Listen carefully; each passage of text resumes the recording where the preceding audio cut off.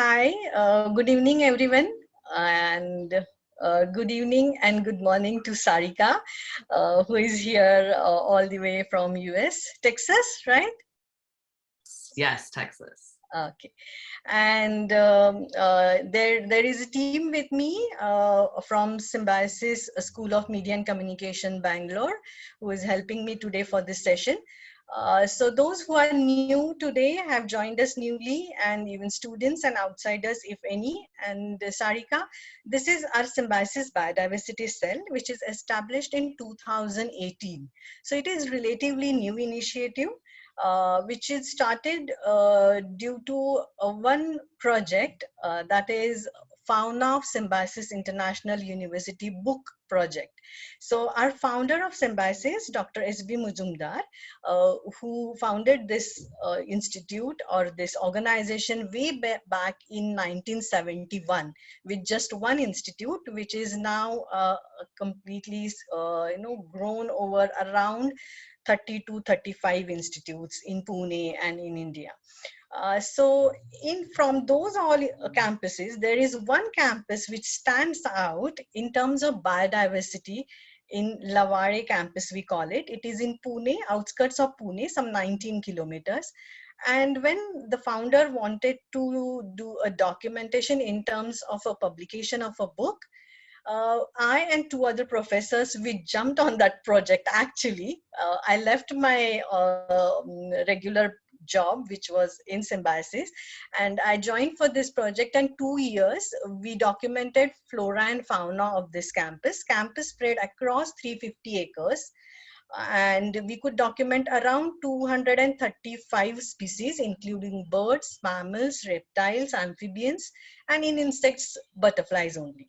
When the book got published, we recommended and insisted management that we should have a biodiversity cell, an entity which look into a regular documentation and later work on conservation aspect as well as education and awareness. And thank God they got convinced. And so in 2018, this biodiversity cell got established. See, then the continuous documentation is still on the campus, but due to COVID-19, now everyone is at home. And a few students only suggested me to have sessions where experts like you and people who are working relentlessly in wildlife and conservation can come and interact with students. And so from September 2020, every Sunday we are meeting people like you, and or people like you, they are coming on our platform and interacting with us. And from March this year, again, we introduced that we should have some more young or research oriented or students who are working in wildlife and conservation should come and talk with us. So for those 4 or 5 Sundays, we do have experts coming and talking with us. But one Sunday we are keeping reserved for people like you. So welcome. You are in that category, researcher or student who are studying right now and doing a fantastic work in wildlife. So with this, a small introduction, I welcome you once again and all those who are here today. And Asha, you can take it ahead and introduce Sarika to all of us. Yes, thank you, ma'am. So good morning, ma'am, and good evening, everybody. We are happy to be here for the Sunday special session hosted by the Biodiversity Cell for the student fraternity in wildlife and conservation. Today, we are pleased to have with us Ms. Sarika Khanwilkar, who is a PhD candidate at the Columbia University, New York. And ma'am's research focuses on answering questions, both social and ecological questions related to forest degradation and conservation in Central India. Well, Central India particularly because that happens to be the global priority for tiger conservation. Ma'am is a research affiliate at the Wildlife Institute of India. Ma'am is the co-founder of Project Dhwani, and ma'am also happens to be the founder and executive director of Wild Tiger. Wild Tiger is a US-based nonprofit that focuses on conserving Indian Bengal tiger and its habitats.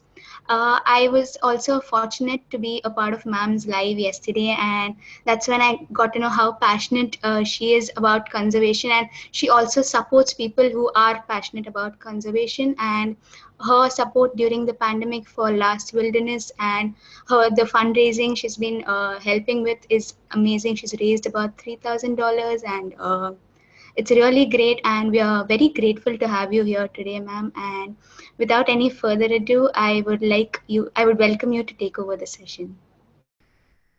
Yeah, wow. Well, thank you so much for the beautiful introduction. I'm really excited to be here and share some of the work that I've been doing with you all. So let me get this PowerPoint up. Great. Today I won't really be talking about the research I do really as a formally as part of my PhD, but I will be talking to you today about some of this my more of my passion project as it sort of started out, and I'm again really excited to sort of be here today to talk to you guys about this. So what I'm going to be talking about is tigers behind bars, captive tigers, and the United States.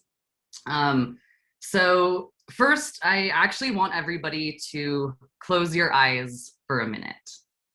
Close your eyes as I switch slides. When I tell you to imagine a tiger, what do you see?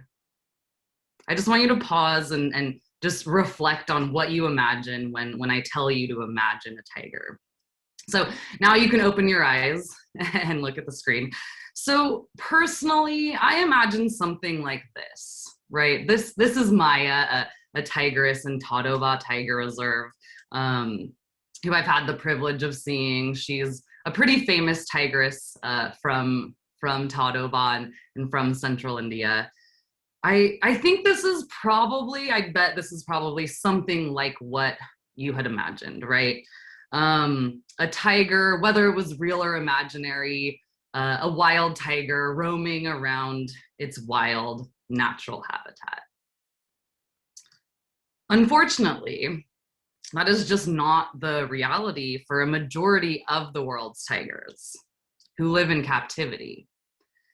The story of these tigers behind bars is the story that I'm going to tell you today. And my own journey into this topic actually began several years ago at this gas station. This is called the Tiger Truck Stop. It's in the southern state of the United States in Louisiana. And I was driving on the highway on a road trip one day, and I saw the sign here that reads Tiger Live, and it was flashing red, Live Tiger here. And I was quite bewildered. Like, what is a tiger doing in Louisiana at a gas station? So I had to stop. I pulled off the side of the highway and went to the gas station to see if there really was a live tiger. And lo and behold, there was. This is Tony the tiger, who was bred at the Tiger Truck Stop and has spent his entire life at this gas station on the side of the highway. So this chance encounter years back is really what started me asking questions like, why is there a tiger at this gas station, which is clearly not a legitimate zoo?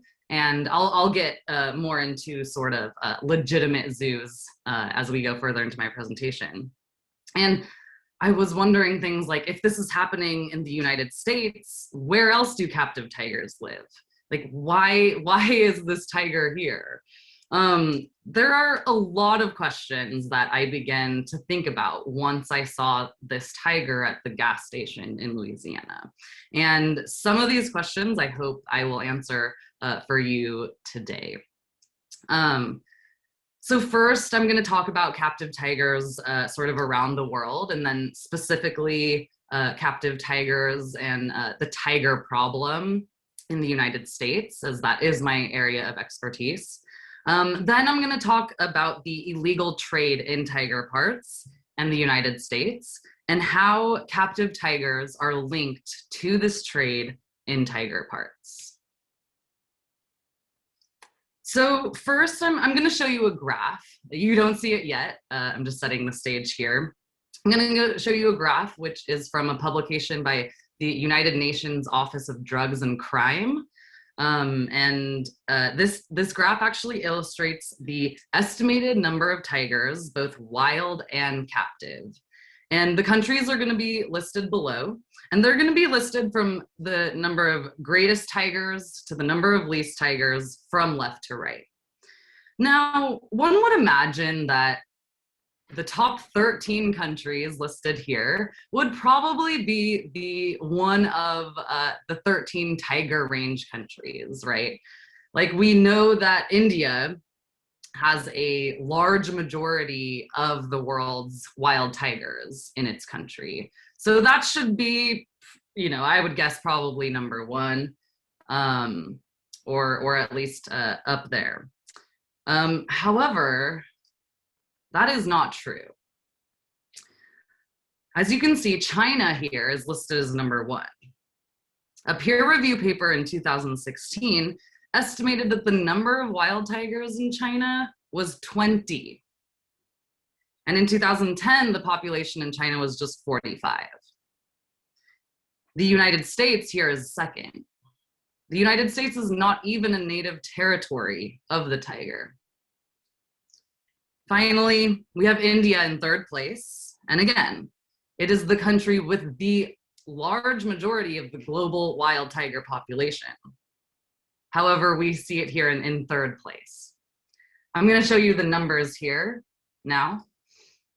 So it's, first off, I'll say that it's very hard to get really good population estimates of captive tigers because of the lack of regulations, I should say. So take the exact numbers a little lightly, but this graph really is to show the scale of the problem, which is most of the tigers, a large majority of tigers around the world, are living in captivity, right? So the dark green bars, the dark green in the bars represent the number of captive tigers, and the light green is the number of wild tigers.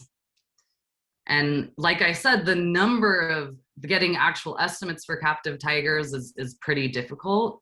And I do believe that the number of captive tigers in both China and the United States is actually highly underestimated. So in the United States, it shows here they have less than 3,000 captive tigers, but it's been estimated that the United States has around 5,000 to 10,000 captive tigers. That is double or triple the number of tigers, number of wild tigers in India.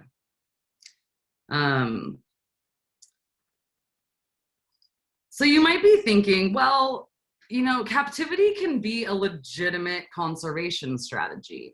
And that's true. Conservation, biodiversity conservation, and sort of saving endangered species can broadly fit into these two categories. One is in situ conservation, that's on-site conservation of wild tigers in their native places. This is a map showing, tiger conservation landscapes, and of course, India is I believe, sort of the key place where we need to focus on on-site wild tiger conservation, right? And then we have ex situ conservation, which is sort of off-site conservation. Ex situ conservation work happens in breeding programs in zoos or at botanical gardens where they breed and maintain endangered plant species. And breeding in zoos can be very important for saving endangered animals. Now, the thing with breeding is that it has to be very carefully done. The pedigree of each animal, that is the parents, their sort of genetics, their demographies, everything is very carefully tracked, and breeding is done to maximize genetic health. And the World Association of Zoos and Aquariums is a global organization that sort of oversees and manages global species management plans. And these are plans for endangered species that really regulate what individual should be bred with what individual to, again, maximize genetic health of the species and sort of and save it as an ex situ conservation strategy. And on the left, this is actually a screenshot of a pedigree taken from India's Central Zoo Authority stud book. This has all of the information, records of the tigers that are in India in captivity in legitimate zoos, where they track and maintain the records for all the tigers. And I'm not super familiar with the captive tigers in India, but I do believe that most tigers in India that are being bred are in legitimate zoos, which are under the Central Zoo Authority management, right? And that is again, very legitimate conservation. Now, the most reliable data that I've found estimates that there are around 13,000 tigers, captive tigers globally, and less than 1,000 of those are in managed zoo populations. So that means less than 10% of the world's captive tiger population is actually in organizations and in places that actually do ex situ conservation. So where are these captive tigers? Where are a large majority of the world's tiger population is in captivity. If they aren't in legitimate zoos, where are they? The captive tigers that I am most interested in, and where most of the captive tigers actually live, are bred for commercial purposes. What does that mean? Tigers are being intensively bred at industrial scales in China, and they're also being bred as tourist crops in the United States. The tiger breeding in the United States happens because the federal government permits tiger cubs to be handled by the public when they are between the ages of 8 to 12 weeks. So that means that tourists around the United States visit these illegitimate breeders to be able to pet and play with the tiger cub, as you see here. Now, tiger cubs are really cute, right? I mean, who wouldn't want to go pet them, right? And if this is all you know, and if you're being sold and told that this is tiger conservation, why wouldn't you do that? So in the United States, again, there's an estimated 5,000 to 10,000 captive tigers, and only a couple hundred of these exist in legitimate zoos. Most of these are in these tourist operations being commercially bred so that tourists can play with the cubs. The tigers that are bred commercially in the United States are generic tigers. And what that means is that they are hybrids of different subspecies. So some researchers have argued that there's some value to the genetic diversity that exists in these generic tigers. However, if we think about the mission of off-site conservation, which is, saving endangered species, I really don't think there is a reason that we have to create this new subspecies. It's not even a subspecies, this new generic tiger, when we really have enough pure subspecies to breed. The World Association of Zoos and Aquariums has a global species management plan. There is no reason for generic tigers to exist. I'm going to circle back to the tiger truck stop, where, where my journey into captive tigers first began. They boast on their website that more tiger cubs have been born at our tiger truck stop than in any zoo in the United States. You see, Tony, the tiger that I saw, he was old. I didn't have to pay to see him. He's not making the gas station any money. In fact, he costs a lot of money to take care of, both because of the veterinary care and mostly because of food. As you know, tigers eat a lot of food, and it's been estimated that a captive tiger can cost, one adult captive tiger can cost around $10,000 US per year to take care of. That's a lot of money for an animal that isn't making the gas station any money. So tigers in the United States, because of the cub petting industry and tourism, tigers in the United States are only profitable when they are cubs. So tiger breeders here in the United States are incentivized to continually breed tigers and produce cubs, because tigers only make money for breeders in the United States when they are between the ages of 8 to 12 weeks, when tourists will pay to play and pet them. And that is why, you see the tiger truck stop boasting about producing so many tiger cubs.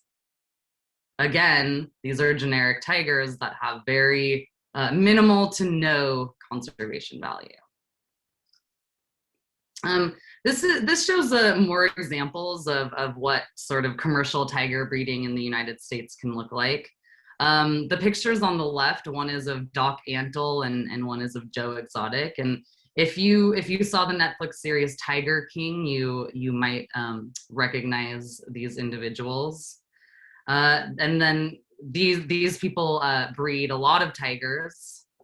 Joe Exotic is actually now in jail for illegal wildlife trafficking, along with other reasons. And then up in the upper right hand, another tiger breeder who travels around to different fairs in the United States, showing off tiger cubs, right? So on paper, there are regulations and a permit system for anyone breeding tigers. However, it's really not effective. In the United States, there's no way to track tigers. That is why there isn't a really great estimate of the number of captive tigers in the United States. We just don't know. There's no database I can go to ask how many tigers are there in the US? Where are they? Who owns them? How many tigers were bred in these sort of roadside zoos, as I call them? We just don't know. And again, these breeders are incentivized to continually breed tigers because they only make money off of the tigers when they are cubs. One thing that happens to the cubs after the breeders, after they are bred and after these roadside zoos make money off of them, once the cubs turn 12 weeks old, they aren't legally allowed to interact with the public. So one thing that happens to them is they can be sold as pets. A lot of tigers become pets. That means private households own tigers in their own backyard, right?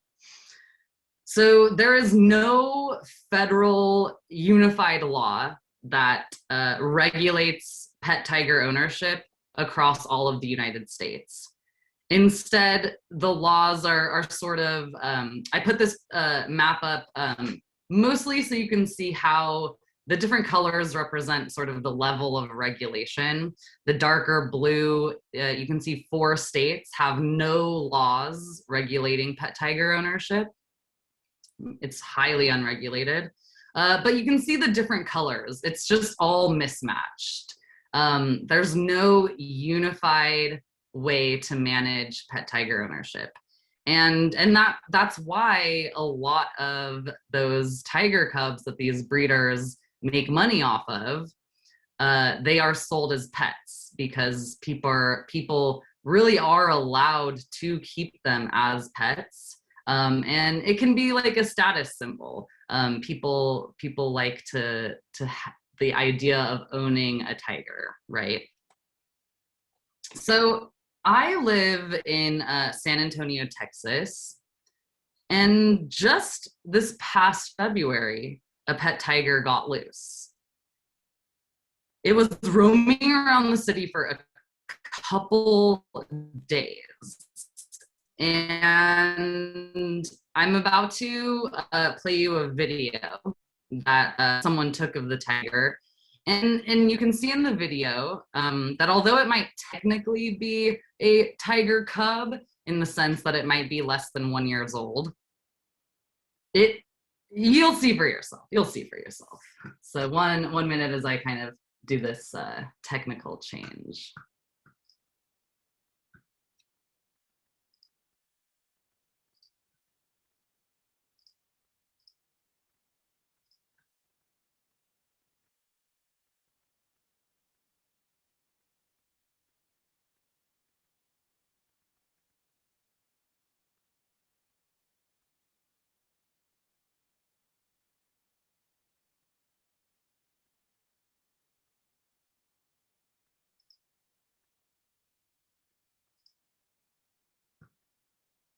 All right. So like I said, that was a TikTok taken, a video taken by just a woman on the street who saw this tiger cub loose in her neighborhood.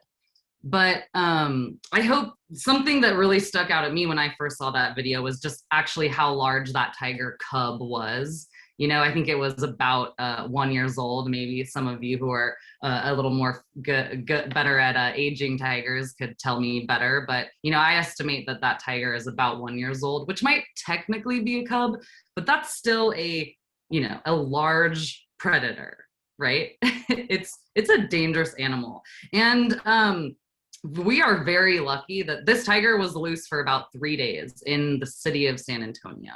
And we're really lucky that it didn't hurt anybody. And there are other stories about pet tigers and other pet tigers getting loose in the United States. And you know, if you're interested, we can talk about that after. But this is just a really recent example of you know, some of the issues with pet tigers here. Not only do we just not know where they are, but they can get loose, and they're really dangerous for both the owners, the public, and for law enforcement, which actually has to, you know, find and deal with these animals. And again, the United States is not a native territory of tigers. Most people here have never seen a tiger outside of a zoo, right? Outside of behind bars. They've never interacted with tigers. So people don't know, they don't have the perception that this is such a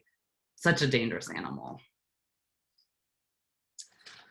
So I said that, you know, one of the things that can happen to these tiger cubs, once a breeder makes money off of them, one of the things is they, you know, are sold as pets. But that doesn't always happen.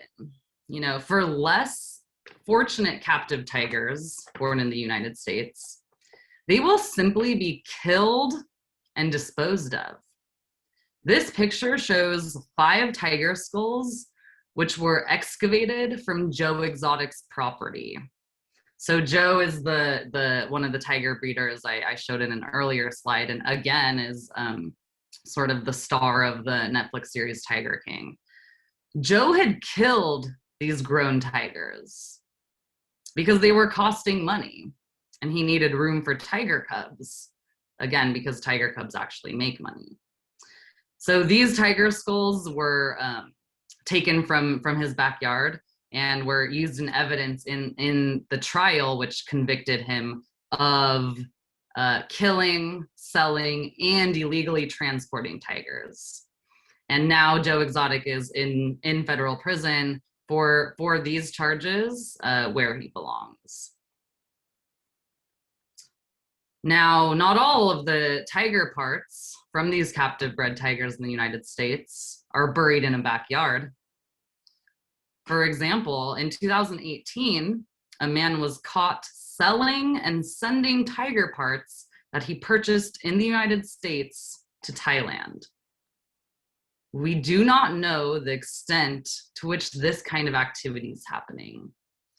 Obviously, this is highly illegal, and it's really hard to get data on and really understand the scale at which this is happening. Again, one, it's an illegal activity, and two, we just don't even know where tigers, captive bred tigers in the United States are. We do not track them, and we do not have any way to see where they are, where they're going. And many states also, there's no laws which regulate the disposal of tiger parts once a pet tiger dies.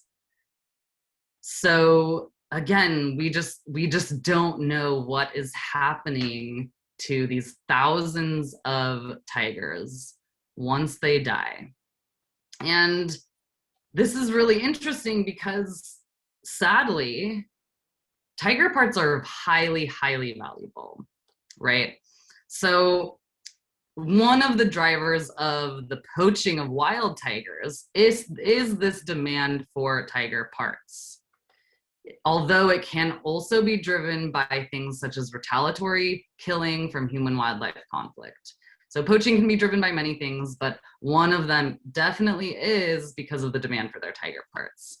So this picture shows a group of men arrested while trying to sell a tiger skin near Chandrapur in Maharashtra. So the Wildlife Protection Society of India estimates that in 2016, the poaching of tigers in India reached its highest level in the last 15 years. I'm highlighting this because poaching is not a thing of the past, and you and other tiger range countries must remain vigilant in protecting your wild tigers. So I'm going to circle back to the United States again. Not only is the lack of regulation of US captive tigers bad because of the potential for captive bred tigers to enter the international illegal trade in tiger parts, but my own research has shown that there is a high demand for tiger parts in the US. So I'm working on a project with a colleague, Monique Sosnowski, and we found that from 2003 to 2012, there were 292 seizures of tiger parts entering the United States. This is a picture from a warehouse which stores these illegally seized items. Let's put that number in a global perspective. Traffic, which is a global NGO leader in the wildlife trade, among other things, they published a report in 2019, and they had found from the same time period, 2003 to 2012, they reported that there were 624 tiger seizures around the world. They didn't have access to the data that me and my collaborator had, and they had reported that during this time there were just 6 seizures of tiger parts in the United States. So the 292 seizures that we report represent almost half of the global seizures that traffic has reported. The role of the United States in the global illegal trade in tiger parts has been severely underestimated. The seizures that we find, the number of illegal tiger parts entering the United States, indicates that there is a much larger demand for tiger parts in the United States than we have previously estimated. Now, the US, from 2003 to 2012, seemed to have imported a lot of tigers from other countries into the US. But like I've been telling you, there's also a lot of tigers captively bred within the United States alone. There's not a lot of laws to track them. There aren't many laws to regulate what happens when a tiger dies. So we simply do not know whether the US demand for tiger parts is being supplied by captive bred tigers within the United States. This is still a mystery and really a question that really keeps me up at night. So our research only looked at tiger parts. Oh, sorry for this red line. I don't know where that came from.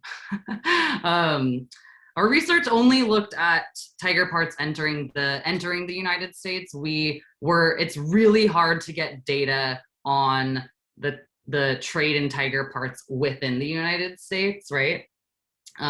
So our data only looked at the international trade, so to say. I'm going to show you this map, which shows the countries where tiger parts entering the United States came from.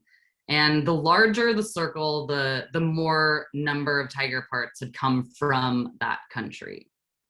And you can see that most of the tiger parts came from China and Southeast Asia, and some countries like Canada and Mexico that border the United States.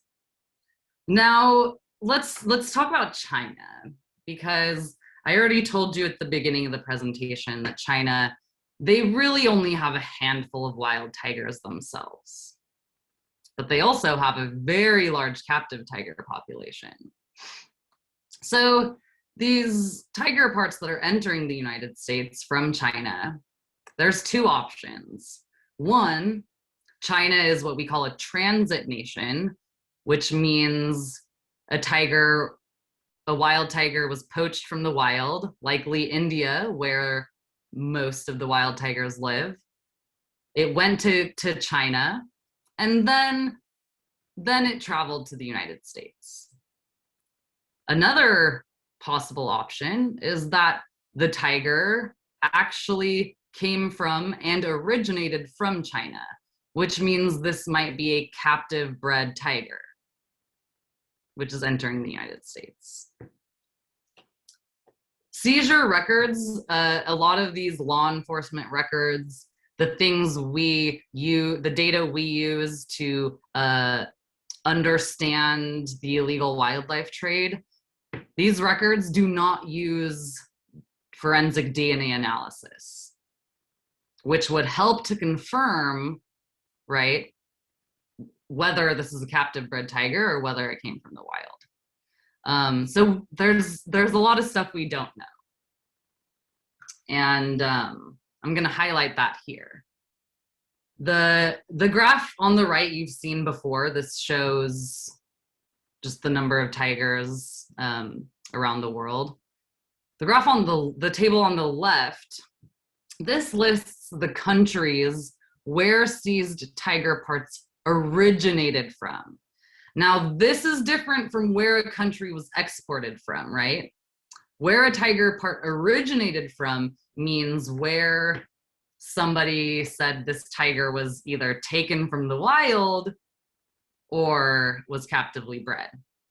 So you can see that on the top line, country unknown, more than 50% of seizures were of unknown origin. Again, law enforcement, people don't use forensic DNA analysis to confirm where tiger parts came from. So unless the person who illegally brought in this tiger part tells you where the tiger part actually came from, or unless there's other signs to tell you where this tiger part originated from, how can you tell? There's just no way to tell. So most of the illegal tiger parts in the global trade have an unknown origin. But where they originate from has huge implications for protecting tigers on the ground, right? Let's say a ton of tigers are being poached from central India and entering the illegal wildlife trade.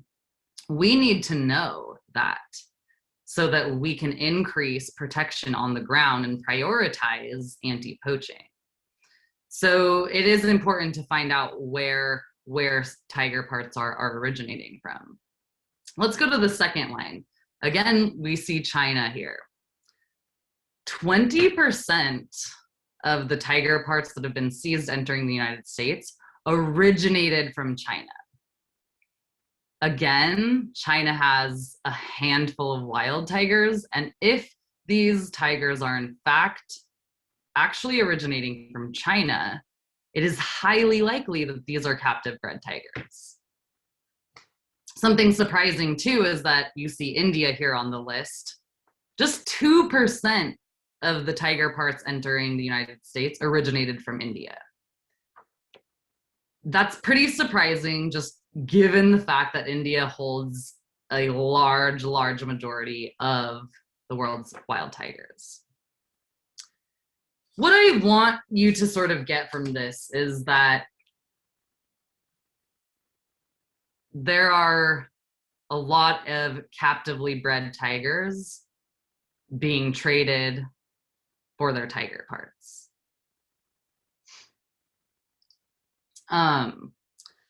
So there's kind of some, these are the key takeaways that I'd like for you to sort of think about, and hopefully that I sort of communicated well during this talk.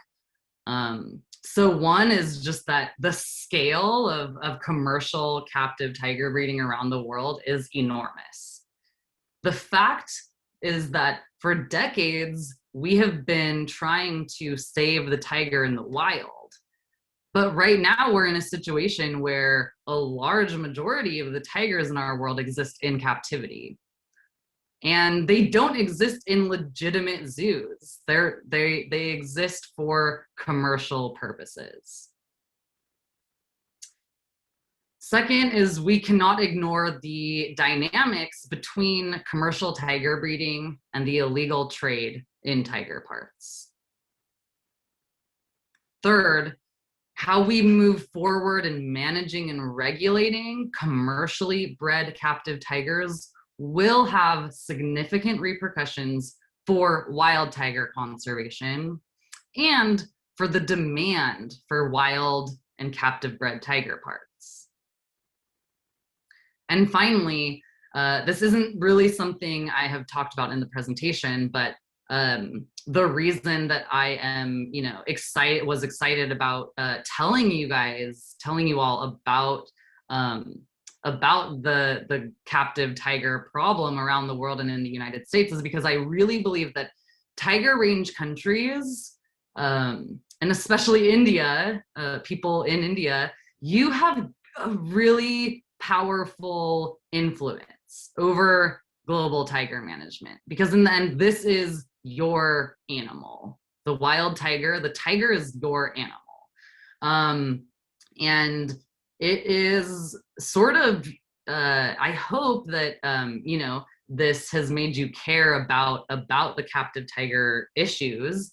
And I really hope that you are able to put pressure on countries such as the United States to improve the management of their captive tigers, right?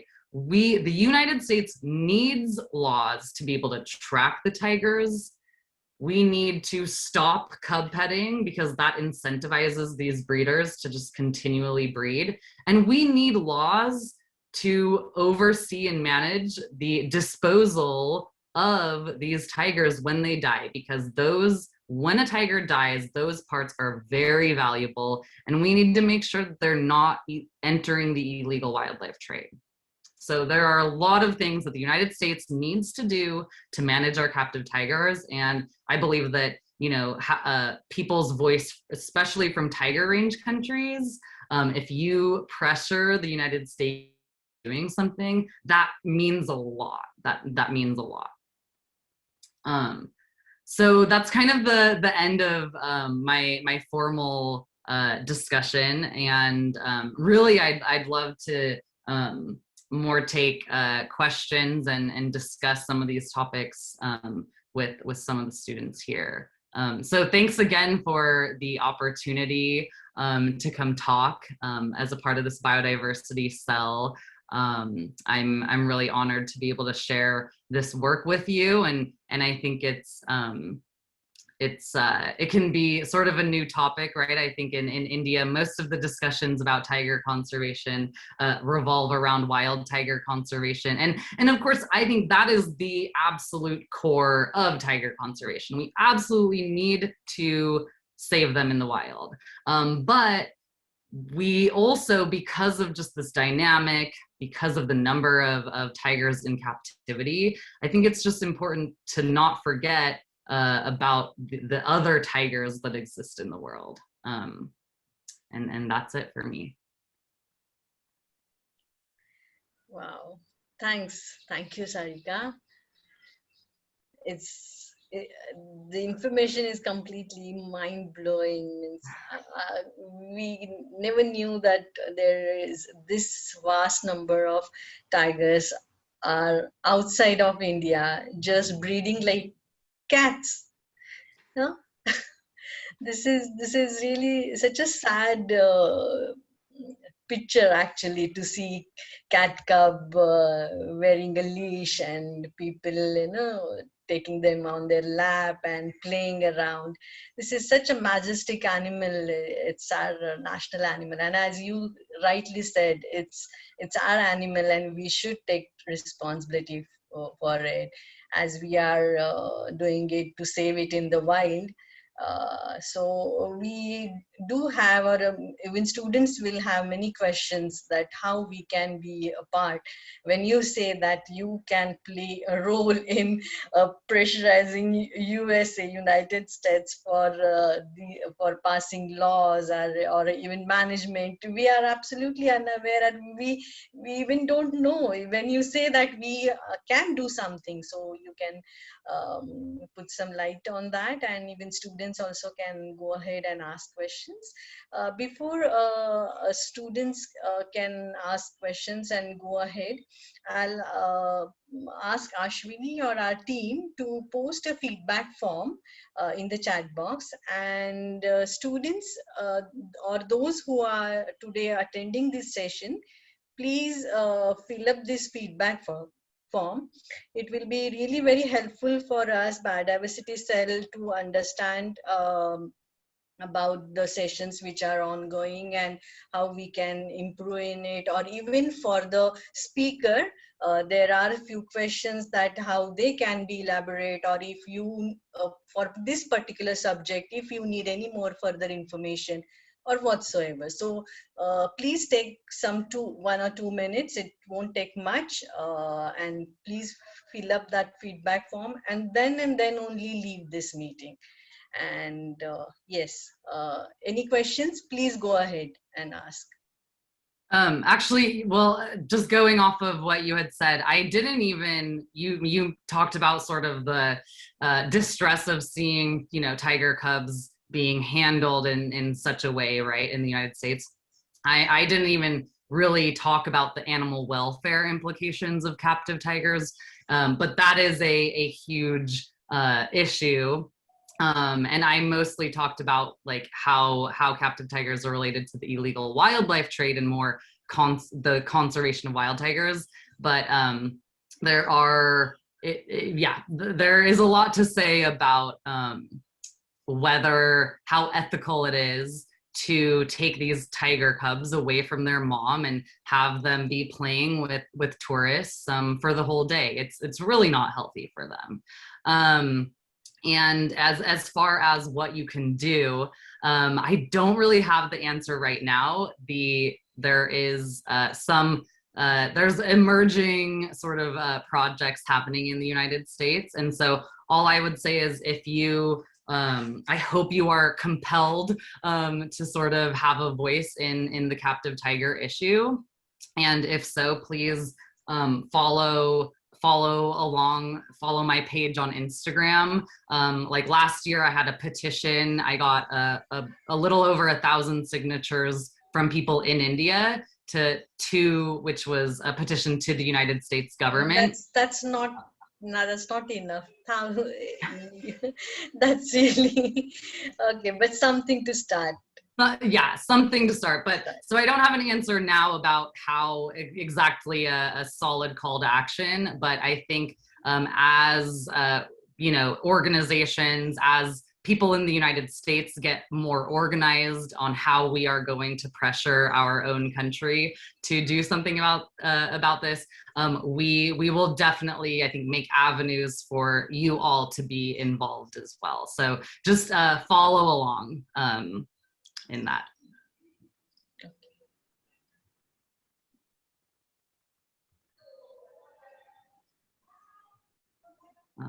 So, yeah, Parth has asked one question.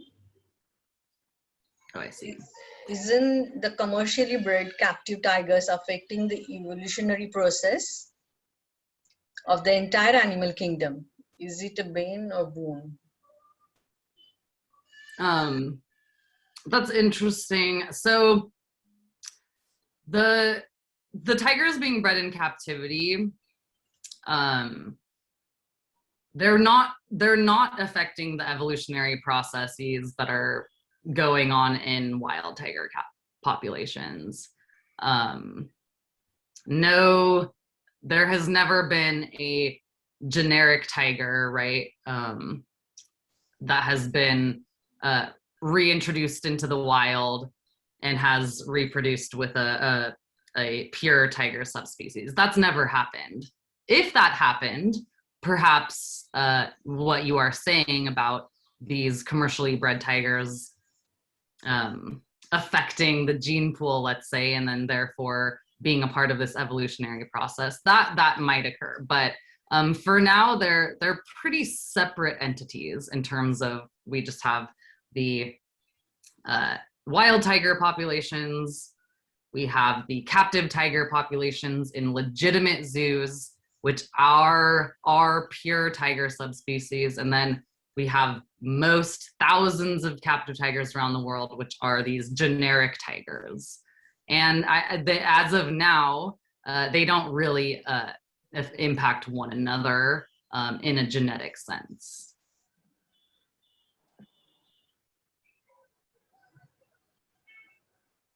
So, even another question, USA is one of the leading countries that blasters animal rights. Why is there a gap in the legislation concerning tigers?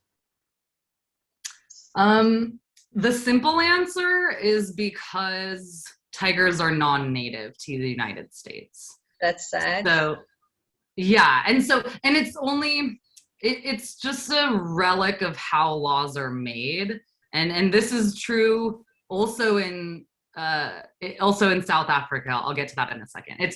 It's just because I think lawmakers, people who made these laws, didn't even think really about other exotic species being bred at such a massive scale in the United States. They didn't really foresee this issue. And so to me, it happened because there were loopholes in the ability to breed animals in the United States, and then people just sort of took advantage of those loopholes.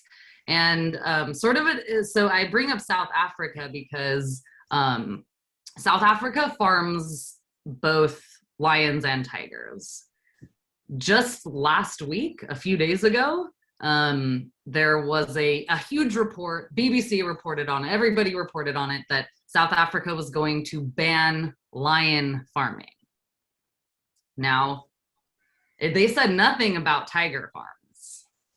And that is because, again, tigers are non-native. That's not exactly their focus. And so that's one of the things that I'm very curious about what is happening, because in South Africa, the places that farm lions, a lot of them also farm tigers. And they're going to ban lion farming, but there hasn't really been much said about tiger farming. So I'm not really sure what is going to happen. But again, that just highlights the sort of the oversight that a lot of lawmakers have about non-native species. And so that's sort of one of the reasons that the tiger issue became such a problem in the United States, just because there were a lot of loopholes in the laws that are, like you said, supposed to sort of keep animals well and safe.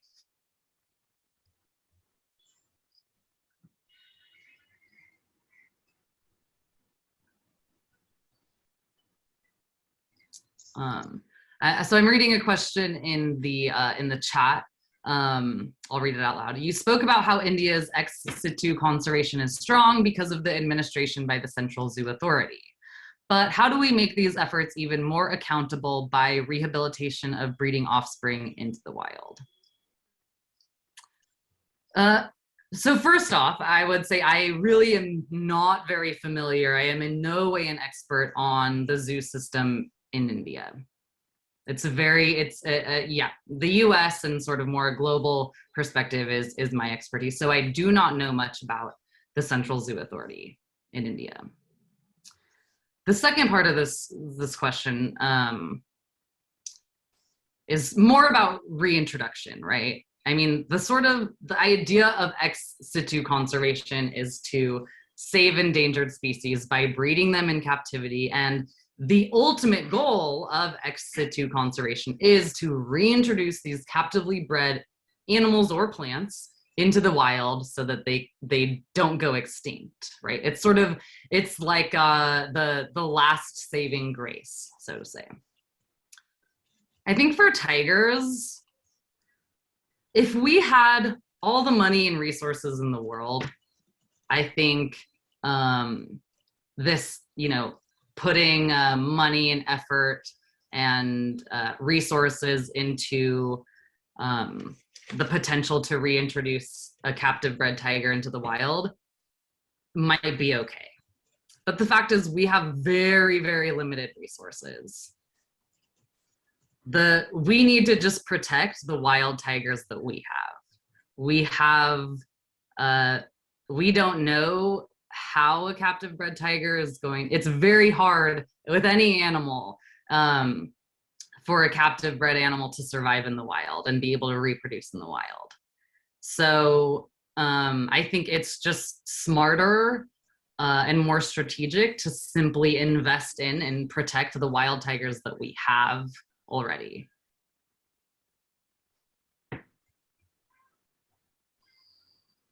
There is another question also about the tiger remains. Mm-hmm. What do you think should happen in the remains of the tiger that dies naturally? What should the government do with them if they had a chance to regulate them? Guys, you can unmute yourself and even ask questions. That's okay. Yes, Sarika. So that was in regards to wild tigers, wild tiger parts? I don't know. Must be naturally, because naturally. Can you ask this question, unmute yourself and clear it out? Who is this? TC.04.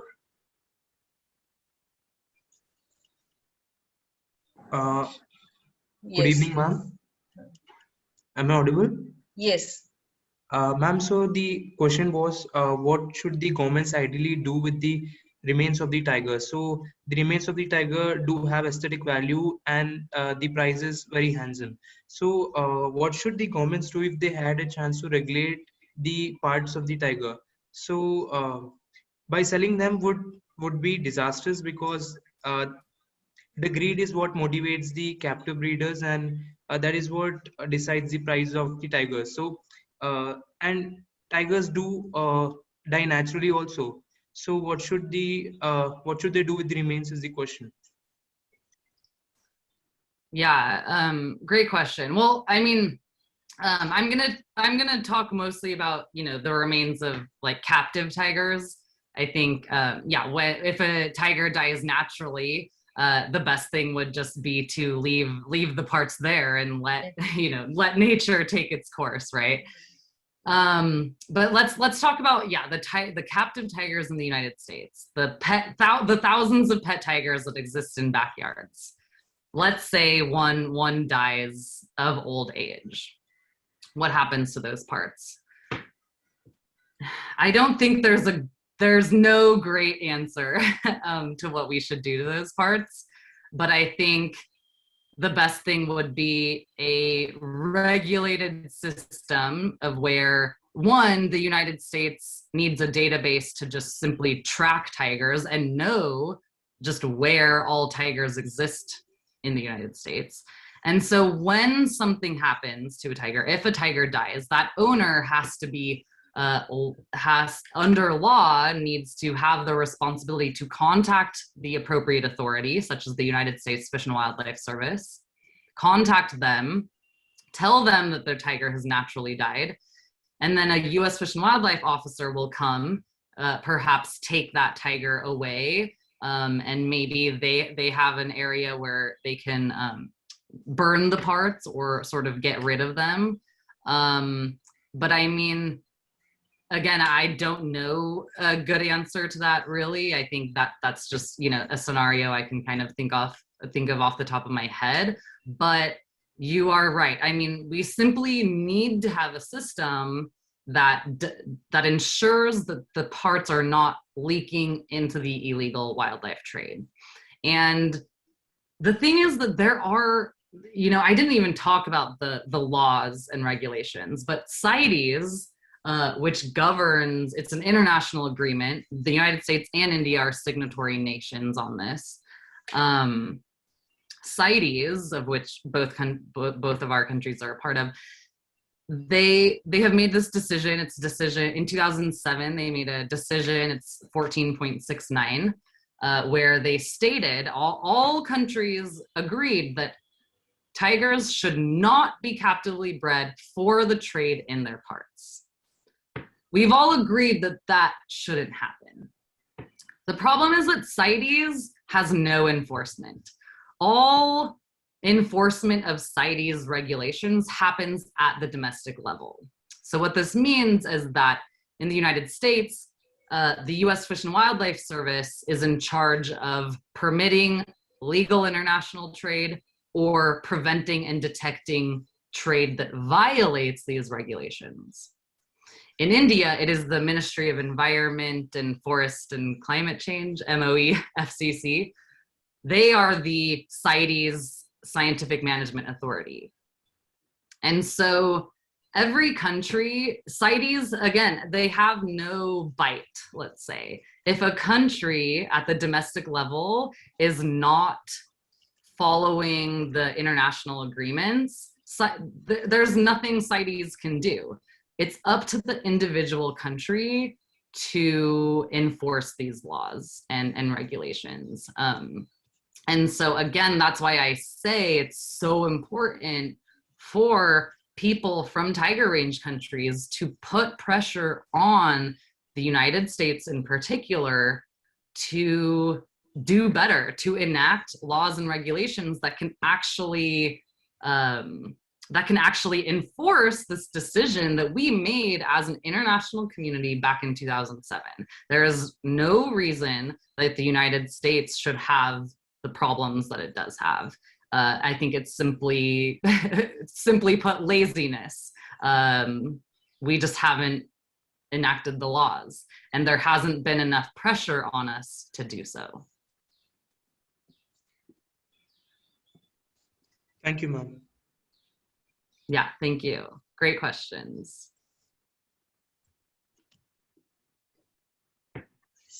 So we have 5 more minutes. If anyone has any question, please, you can unmute yourself and ask. And also, please fill up the feedback form. Also, don't leave this session without filling up that form, please. Any question, please ask.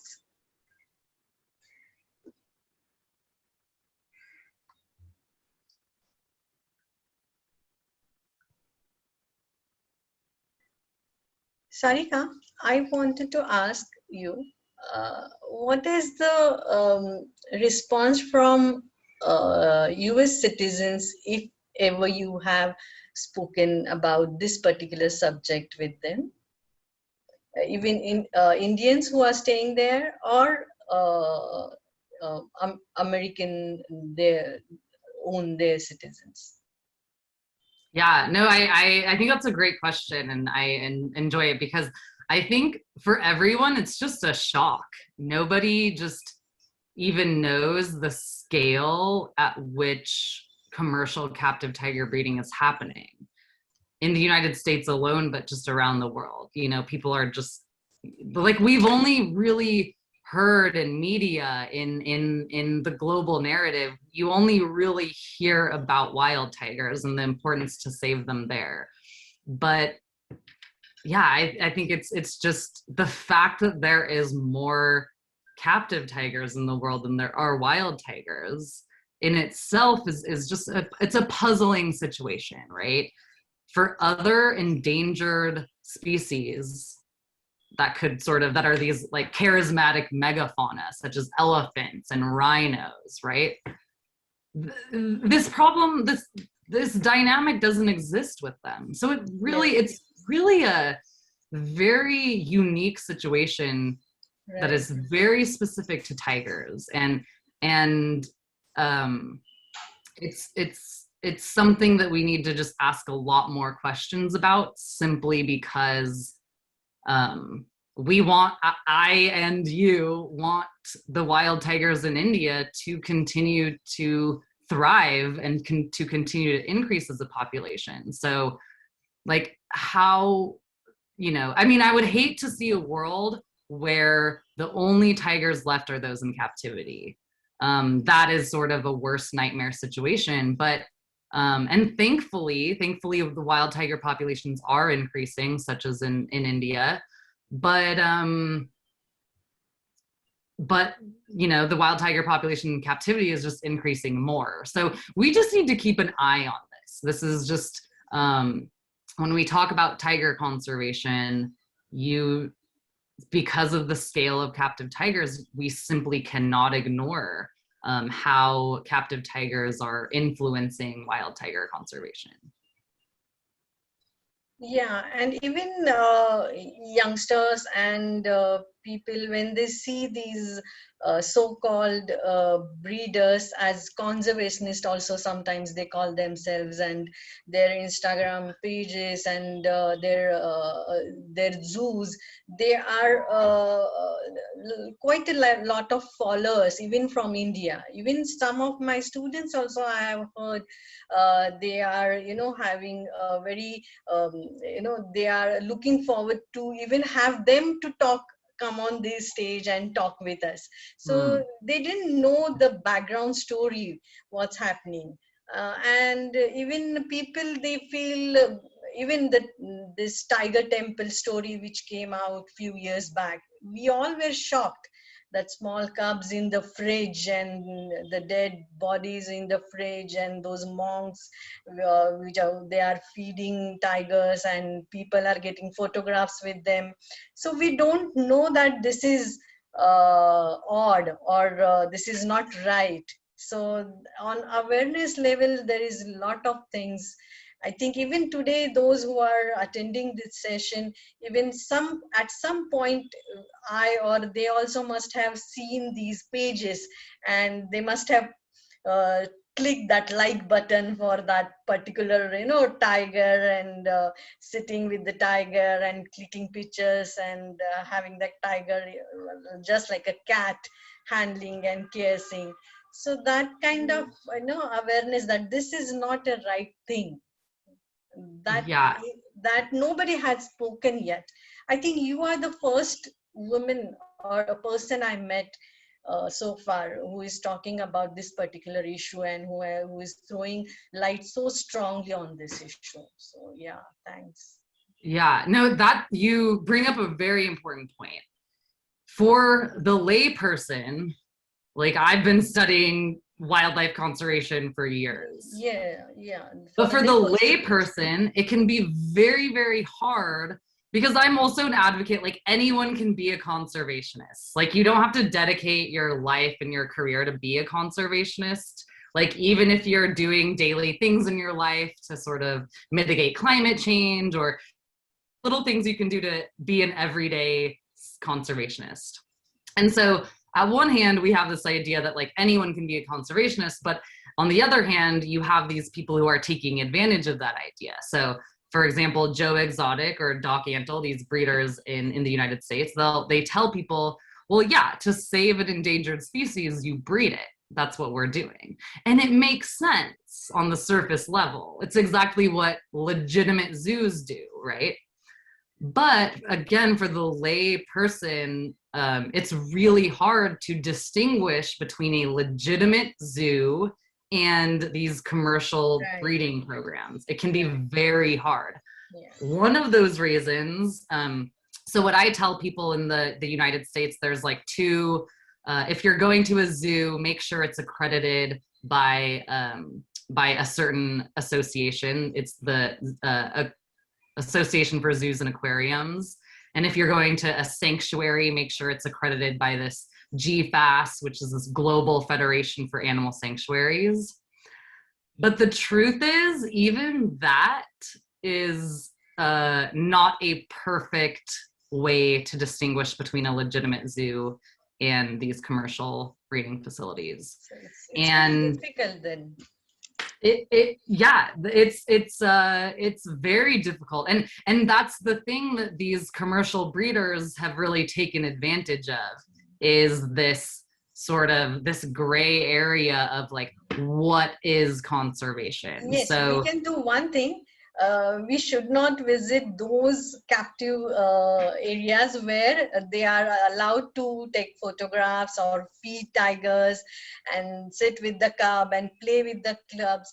Then you should have this antenna up that this is not a right thing. So that's what at least layperson and we people should have in our mind, that it's okay to see a tiger behind the bars in the zoo, absolutely fine, but you are not allowed to handle the tiger or play with it or feed it with your hands and take photographs. Then it's completely, something is wrong in that particular institution, is what I think we can take from your session today for sure.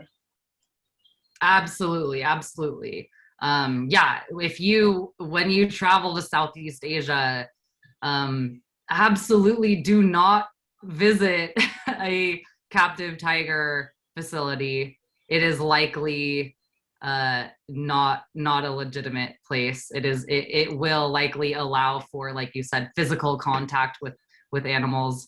You know, if it just doesn't, I mean, you kind of also need to use your like intuition. If it doesn't look like conservation, you know, I mean, follow your instinct. It probably isn't.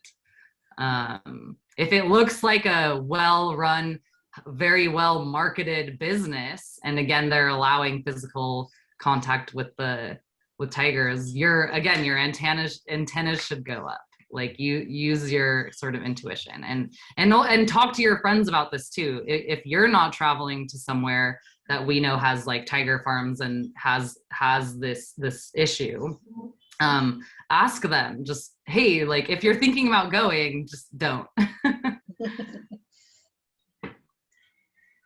So yeah, I think we have come at the end. There is one question, Sarika, if you can take that last question and we can end. Yes. Is it on the chat? Okay, so this question is, the reciprocal impact of wildlife breeding increases human-wildlife conflict, and that fear is reflected in the contrary method of breeding. Is that the reason behind the captive breeding tiger started? The question is slightly unclear to me, but I think I'll try to answer it.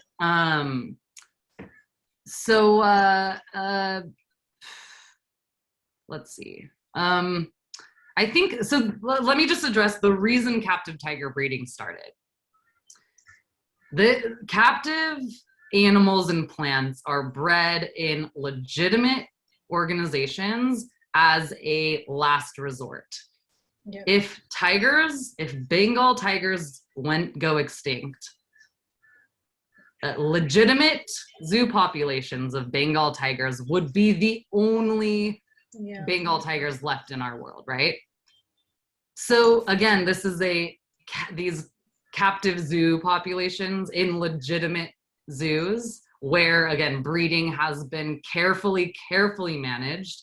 Those are the last living species. Right. And then we can think about, okay, like let's see if we can reintroduce them into the wild, because that's simply where animals belong. So the captive tiger breeding started because we were so scared that we were going to lose our wild tigers. And so that's where it started. And that's where, you know, for legitimate zoos, that's still the reason that they breed these subspecies, is just to have this safety net for our wild populations. For commercially bred tigers, they are bred for money, for greed, either because they are being used as tourist props or they are being sold as tiger parts. Right. Yeah. Okay. So, Sarika, this is really wonderful and wonderful session. We are from Symbiosis. We can show you full support if you want to do any further work in this particular area. If you need any help, let us know. And yes, we can end this session today.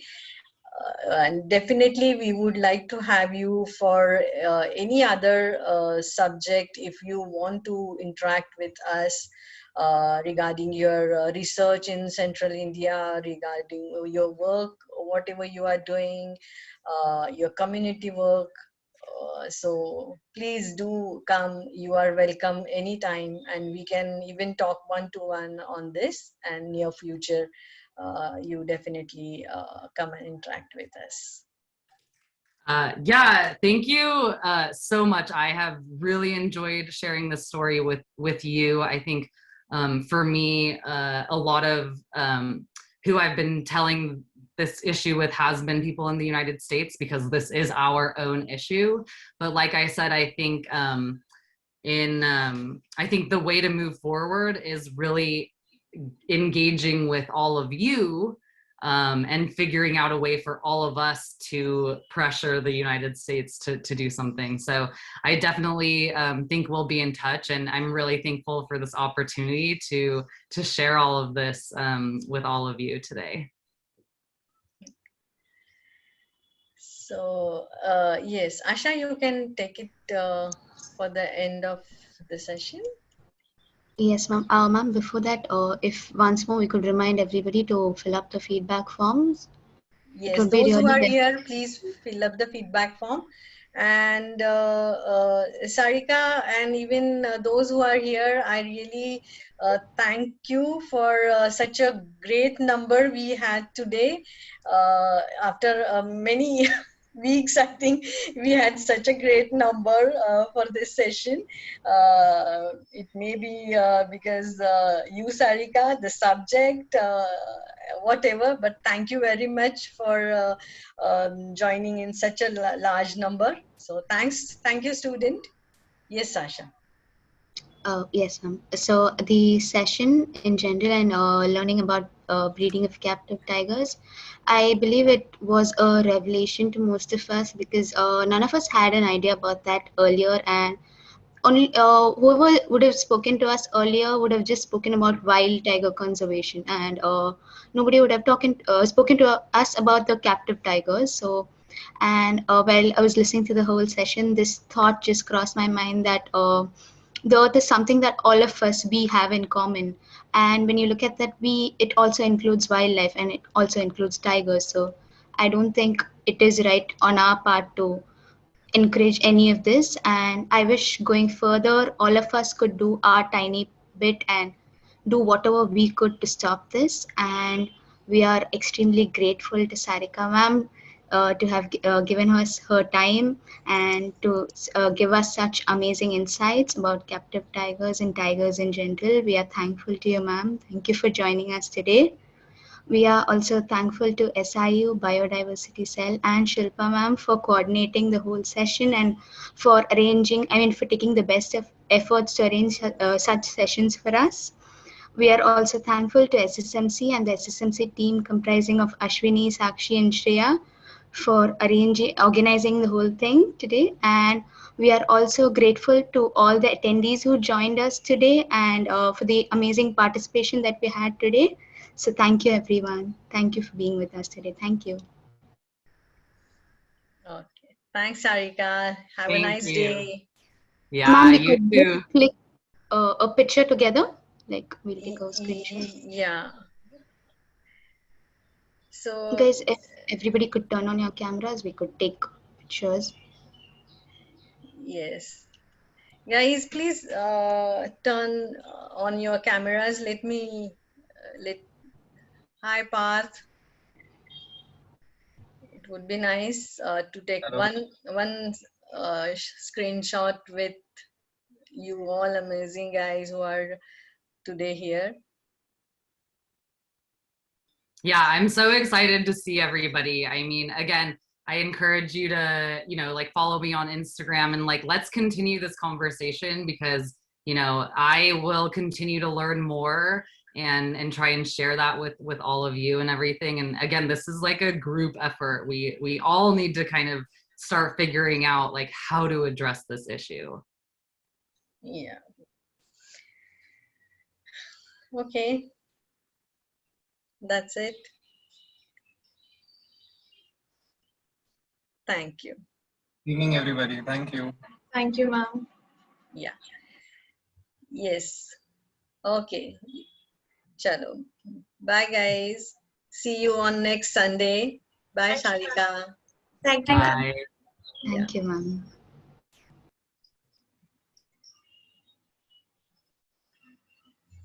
So, team, now this Google form, how to do about this now? What you're going to do next? Guys, those who are here still and signing off, have you all filled up the form? Please take 2 minutes and do that and then leave. It would be really helpful for us for the next session. As you know that today there are large number of students who turned up, and it must be because of your own institute must have taken some efforts to send the information of this session. And even yesterday I have mailed each one of you as institute wise and requested you to join.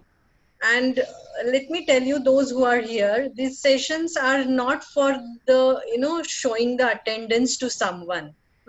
It's for you guys. So if you are not able to attend, that's fine. But if you are attending these sessions and there is something which is lacking and which is not making you come back and join this session, please let us know in the feedback form.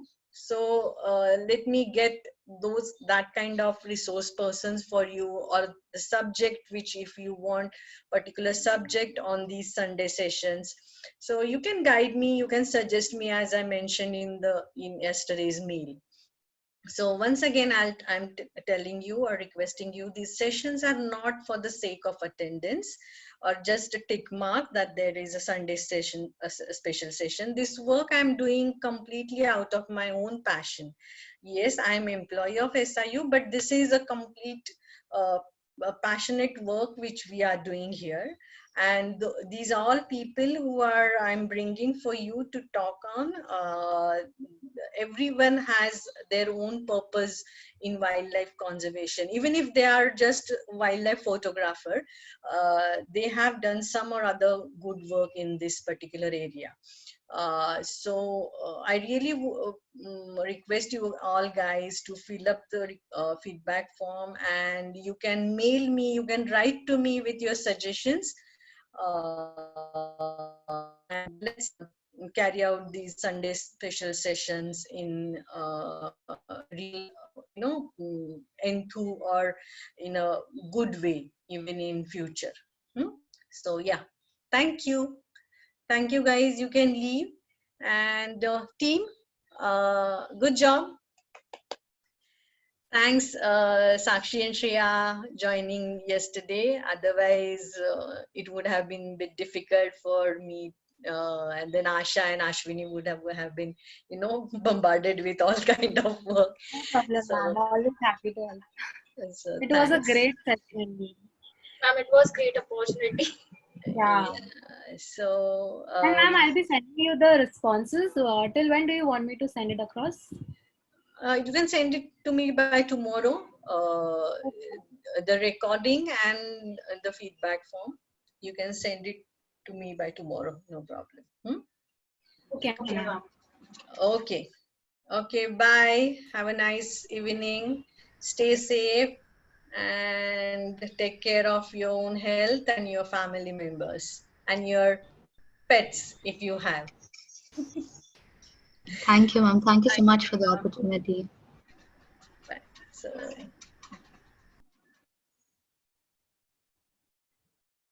So this feedback form, even if I end this meeting, that's fine. Those who have filled up, it's done, na? Yeah, ma'am. Those who have filled, they will. I have recorded the responses. Okay. But if you wait on the call, they'll be able to access the link. Okay. ठीक है. So those at least 40 people here, 48 people are here. I hope you have already filled up. If not, I'm waiting here and I'm not closing the meeting. We'll end